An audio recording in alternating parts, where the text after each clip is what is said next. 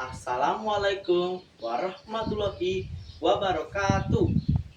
Perkenalkan, nama saya Riyandi Karel Tumanggor, asal sekolah SMP Negeri 9 Palembang. Saya duduk di kelas 88, nomor absen 35. Saya akan menceritakan sebuah kisah legenda asal-usul Danau Toba. Legenda ini merupakan cerita rakyat berasal dari Provinsi Sumatera Utara, tepatnya di Pulau Samosir, Kabupaten Tapanuli Utara. Tolong disimak ya. Legenda asal-usul Danau Toba.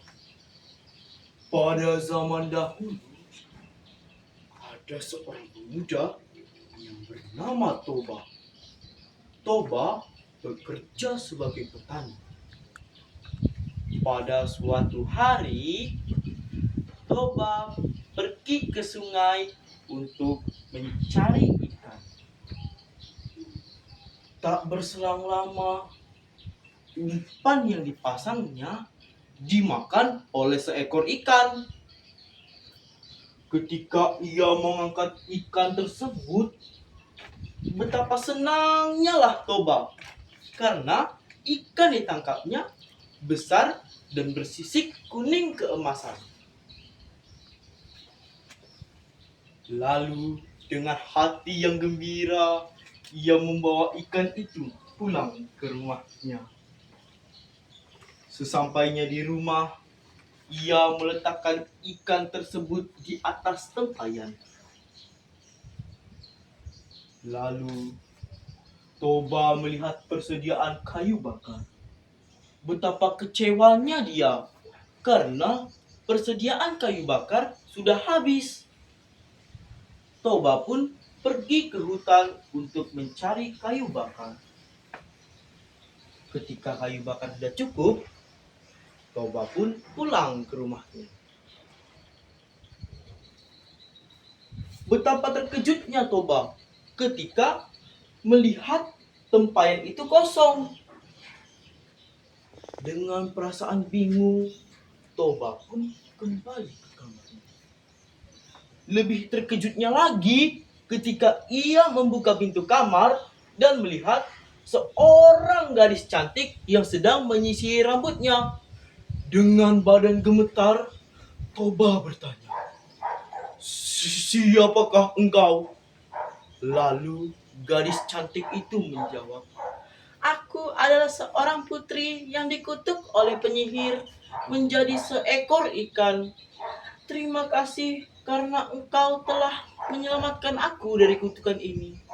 Sebagai imbalannya, aku bersedia menjadi istrimu, tetapi dengan satu syarat." Toba pun bertanya, "Apakah syarat itu?" Lalu gadis cantik itu menjawab, "Syaratnya adalah engkau tidak boleh memberitahu siapa aku sebenarnya dan asal-usulku kepada setiap orang." Dengan tersenyum, Toba pun menjawab, "Baiklah, aku akan menepati janji itu." Tak lama kemudian, mereka pun menikah dan memiliki seorang anak laki-laki.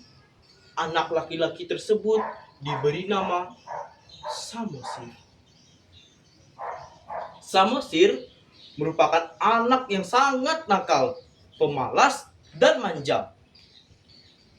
Ketika Toba pulang dari ladang, ia selalu bermain dengan Samosir. Tetapi pada suatu hari, ibunya menyiapkan bekal untuk ayahnya di ladang. Karena ibunya sedang sibuk merapikan rumah, ia pun menyuruh Samosir untuk mengantarkan bekal ayahnya ke ladang. Tetapi bukannya ke ladang, Samosir malah bermain dengan para binatang di hutan. Setelah ia selesai bermain, ia pun merasa lelah dan lapar. Lalu ia memakan makanan ayahnya itu sampai habis, tak tersisa. Sesampainya di ladang, ia menyerahkan bekal itu kepada ayah. Ketika Toba membuka bekal itu, ia melihat bekal itu kosong. Lalu bertanya kepada Samosir, "Nak, mengapa bekal ayah kosong?" Lalu Samosir pun menjawab, "Ayah, aku tadi memakannya karena aku lelah bermain." Toba pun emosi. Ia langsung menampar Samosir sambil berkata, "Dasar kau anak ikan." Lalu Samosir berlari pulang ke rumah sambil menangis. Sesampainya di halaman rumah, ibu Samosir melihat Samosir menangis dan ibu pun menghampirinya. Ibu bertanya kepada Samosir, "Nak, mengapa engkau menangis?" Lalu Samosir pun menjawab, "Ibu, ayah tadi menamparku dan mengatakan aku adalah anak ikan." Lalu ibu pun mengingat bahwa ayahnya telah berjanji untuk tidak mengatakan hal itu. Ibunya pun berpesan kepada Samosir, "Nak, jadilah orang baik, sopan terhadap setiap orang, dan jangan jadi pemalas. Pergilah ke atas bukit sana agar engkau selamat."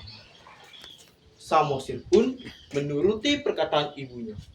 Ia berlari sekencang-kencangnya ke bukit yang ditujunya. Lalu ibu pun menangis sambil berkata, "Toba, mengapa engkau mengingkari janji kita?" Kemudian badai besar datang. Banjir bandang menyerjang semua wilayah tersebut. Lalu ibu pun menjadi seorang putri jelmaan ikan kembali. Lalu Toba yang berada di ladang tak sempat melarikan diri dan tenggelam di dalam banjir bandang itu. Nah, teman-teman, kalian tahu tidak, banjir bandang tersebut sekarang sudah menjadi sebuah danau. Dan danau ini diberi nama Danau Toba. Dan bukit yang dituju oleh Samosir sudah diberi nama Pulau Samosir. Pesan moral dari kita tidak boleh mengingkari janji kita kepada setiap orang. Terima kasih. Wabillahi taufiq hidayah. Wassalamualaikum warahmatullahi wabarakatuh.